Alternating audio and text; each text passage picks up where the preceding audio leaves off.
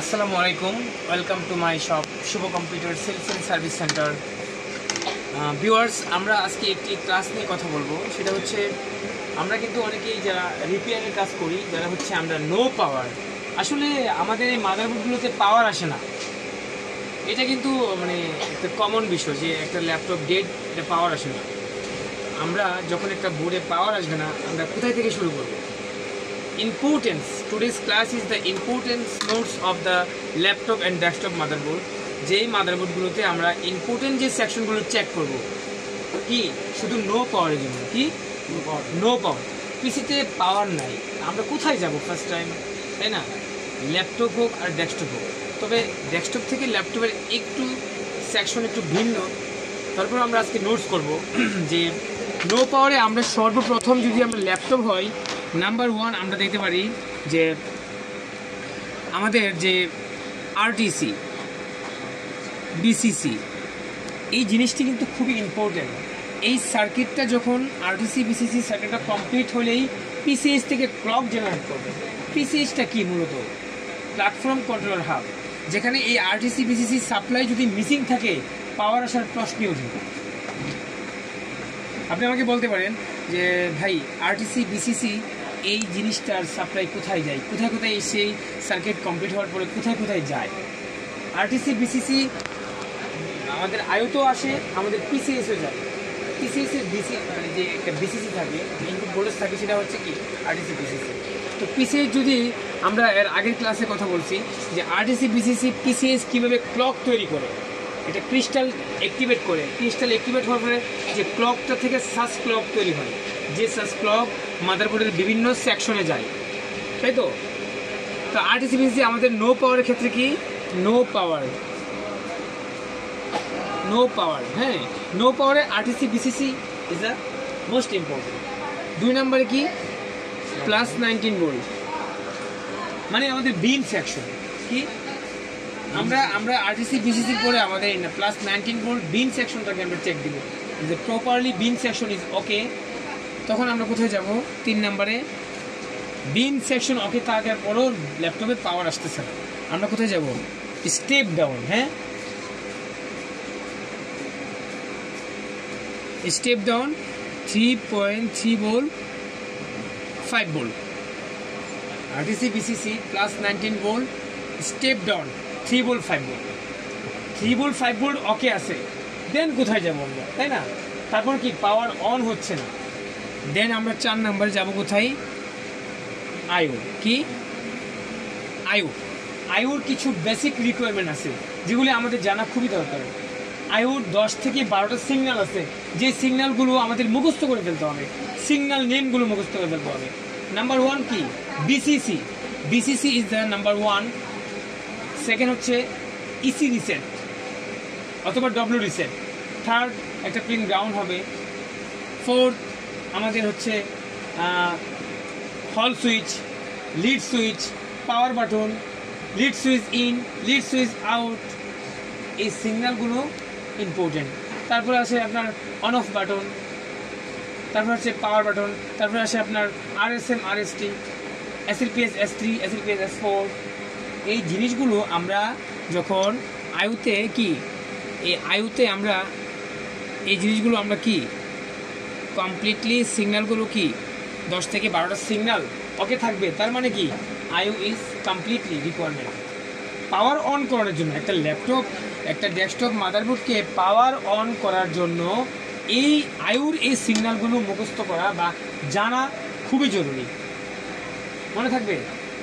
আমরা কি দেখলাম? আরটিসি বিসিসির একটা ডায়োড থাকে, ওই ডায়োডে আমাদের 3 নম্বর পিনে 3.3 ভোল্ট থাকবে, রাইট? তাহলে বিসিসির 3.3 volt okay, +19 volt okay, 5 volt okay, 3.5 volt okay, IO requirement okay. আর বাকি থাকে কি আমাদের? কি বলেন? এই বলেন, কে বলতে পারবেন? RTC VCC +19 volt step down IO. একটা ল্যাপটপ অথবা ডেস্কটপ মাদারবোর্ডকে অন করানোর জন্য কি কি রিকোয়ারমেন্ট দরকার? পিসিএস তো আছেই, যেমন এসএলপিএস S3, S4 আসবে। আমাদের 5 নম্বরে আমাদের বায়োস। কি বায়োসের কিন্তু 8টা পিন, কয়টা পিন? 8টা পিন। 8টা পিনই কিন্তু প্রত্যেকটা পিন এক একটা কাজের জন্য বানাইছে, তাই না? 1 নম্বর পিনটা কি আমাদের চিপ সিলেক্ট, 2 নম্বরটা ডাটা ইনপুট আউটপুট, 3 নম্বর রাইট প্রোটেক্ট, 4 নম্বর গ্রাউন্ড, 5-6 ডাটা ক্লক, 8 নম্বর বিসিসি। কি প্রত্যেকটা পিন কি কাজের। তা আমাদের বায়োসটা কি আমরা যদি চেক দিয়ে দিই একবার, যে আসলে বায়োসের যে পিনগুলো, ওই পিনগুলোতে প্রপার ভোল্টেজ আসতেছে কিনা। বায়োসের 8 নম্বর পিনে কত ভোল্টেজ থাকে আপনি বলেন, বলেন? হ্যাঁ, 3.3, রাইট। এই ভোল্টেজটা কই থেকে আসে? Depends of architecture, depends of ওখানে যদি আমরা কপি করি, আমরা পেস্ট করি, দেখতে পারবো যে আসলে ভোল্টেজটা কই থেকে আসছে। বায়োসের কমিউনিকেশনটা কার সাথে হয়? পিসিএইচ প্লাস আইও, রাইট? আমরা এসপিআই বলতে পারি, ঠিক আছে না? বায়োস মিনিং কি বলো? Basic input output system. হ্যাঁ, আচ্ছা। তো এই একটা সেকশন ওয়াইজ যে ল্যাপটপ অথবা ডেস্কটপ মাদারবোর্ডকে অন করানোর জন্য, এই মাদারবোর্ডটিকে অন করানোর জন্য এই স্টেপগুলো, এই নোটসগুলো হ্যাঁ ফলো করবেন। এই নোটসটা আপনারা কি করতে পারেন, আপনি যেখানে বসে কাজ করবেন একটা টেবিলে কি করতে পারেন, কি একটা টেবিলের কাছে রেখে দিতে পারেন, যেন আপনার সুবিধা হয়। যে আমি ফার্স্ট টাইম নো পাওয়ার, আমি কি দেখবো, আচ্ছা দেখি আরটিসি বিসিসি ওকে আছে কিনা, দেখি তো আমাদের 19 ভোল্টের সিএলআরটা ওকে আছে কিনা, দেখি তো আমার step down 3 volt 5 volt okay আছে কিনা, দেখি তো আমার আইও রিকোয়ারমেন্ট ফুল ফিল আপ আছে কিনা, আচ্ছা দেখি তো আমার বায়োসটা প্রপার আছে কিনা, বায়োসটা ভালো আছে কিনা আমরা চিপ না এখনো চেক করতে পারবো। হাউ ক্যান, বলেন আপনি কীভাবে পারবো, বলেন আপনি?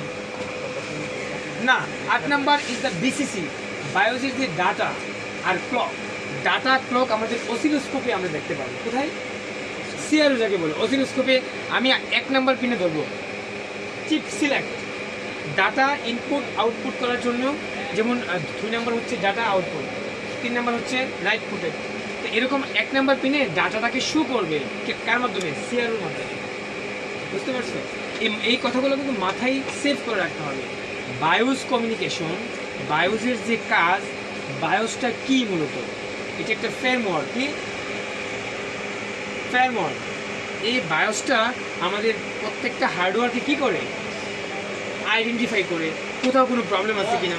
যখন আমরা পাওয়ার সুইচ চাপ করি, কি করি, প্রেস করি, তখন নেনো সেকেন্ডের মধ্যে বায়োস সবগুলো হার্ডওয়্যার কি করে ডিটেক্ট করে, নেনো সেকেন্ডের মধ্যে। মনে থাকতে হবে যে বায়োস ভেরি ইম্পর্টেন্ট। আচ্ছা, তো এখন আমরা এই নোটসগুলো যদি সুন্দর করে টেবিলে রেখে দিই আর স্টেপ টু স্টেপ কাজ করি, তাহলে কিন্তু আমাদের বোর্ড ইনশাল্লাহ রিপেয়ার হবে, যদি আমাদের চিপ ভালো থাকে, রাইট? আজকের এই ভিডিওটি আমি বানানোর উদ্দেশ্য হচ্ছে যে নো পাওয়ার হইলে আমরা মূলত বেসিক এই জিনিসগুলো আমরা চেক দিব। আসলে কিন্তু এইগুলোর মধ্যেই কিন্তু আপনার পাওয়ারের সমাধানটা হয়ে যাবে ইনশাআল্লাহ, ঠিক আছে না? তো ভিউয়ার্স, আপনারা হচ্ছে যারা ল্যাপটপ এবং ডেস্কটপের সার্ভিসিং রিপেয়ার কাজ শিখতে চাচ্ছেন, আপনারা নিশ্চয়ই বেসিক টু অ্যাডভান্স চিপ লেভেলের কাজ করতে গেলে অবশ্যই আপনারা শুভ কম্পিউটার সেলস অ্যান্ড সার্ভিস সেন্টারে যোগাযোগ করতে পারেন। আমাদের কাজগুলো হচ্ছে থিওরি অ্যান্ড প্র্যাকটিক্যাল। আমরা আপনাকে থিওরি বুঝাবো, আপনি যখন থিওরি সবটা নিতে পারবেন, দেন প্র্যাকটিক্যাল কাজ করবেন, নিজের হাতে কাজ করবেন। আর প্র্যাকটিক্যাল কাজ না করলে আপনি কখনোই ল্যাপটপ আর ডেস্কটপ মাদারবোর্ড ওকে করতে পারবেন না। কারণ আপনি বুঝবেন, কিন্তু আপনার এই যে চিপ ওঠানো লাগানো, আইসি ওঠানো লাগানো, খোলা ফিটিং, এগুলি আপনাকে জানতে হবে, শিখতে হবে, প্র্যাকটিক্যালি কাজ করে আপনাকে এক্সপার্ট হতে হবে।